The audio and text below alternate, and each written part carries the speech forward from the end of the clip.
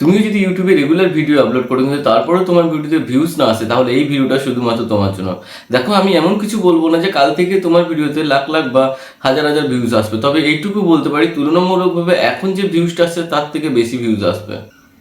ভিডিওতে প্রচুর পরিমাণে ভিউজ আনার জন্য দরকার ভিডিওটাকে ইউটিউব সার্চে র্যাঙ্ক করানোর জন্য, আর তার জন্য ঠিক কী কী কাজ করতে হবে সেটাই আমি আজকে এই ভিডিওতে বলবো।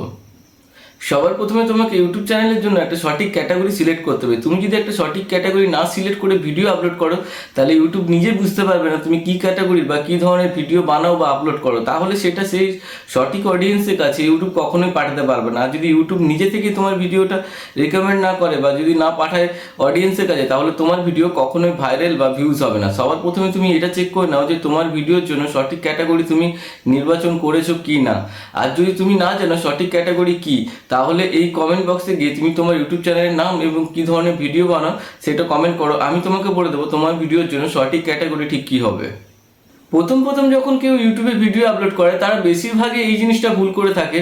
তারা ইউটিউবের ডেসক্রিপশনটা অনেক বড় করে দেয় এবং কিওয়ার্ড হ্যাশট্যাগ অনেক বেশি পরিমাণে লাগায়। আমি বলবো তোমার টাইটেল এবং ডেসক্রিপশন কিওয়ার্ড এটি যতটা পারবে শর্ট করবে, যত ছোট করবে, তাহলে কী হবে, র্যাঙ্ক করার সম্ভাবনাটা বেশি থাকবে।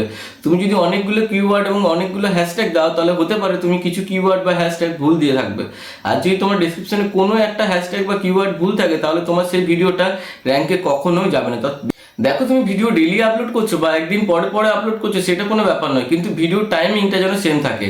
তুমি যদি প্রত্যেকদিন সেম টাইমে ভিডিও আপলোড করো, তাহলে দেখবে তোমার ভিডিওতে বেশি ভিউজ আসবে। কারণ হচ্ছে তুমি যে ভিডিওটা যেই টাইমে আপলোড করছো প্রত্যেকদিন যদি সেই টাইমে আপলোড করো, তাহলে একটা সঠিক অডিয়েন্সের কাছে তোমার ভিডিওটা পৌঁছাবে। মানে যেই অডিয়েন্স তোমার ভিডিওটা রেগুলার দেখবে, তাহলেই তার কাছে একটা ফেস ভ্যালু তৈরি হবে।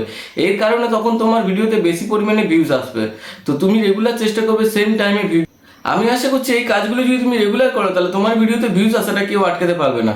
তো এই ভিডিওটাকে একটা লাইক করে এবং কমেন্ট বক্সে তোমার ইউটিউব চ্যানেলের নামটা লিখে আমার এই ছোট্ট ইউটিউব চ্যানেলটাকে সাবস্ক্রাইব করে দাও, যাতে এই ধরনের ভিডিও নোটিফিকেশন সবার ফার্স্টে তোমার কাছে চলে যায়। তো দেখা হচ্ছে পরের ভিডিওতে।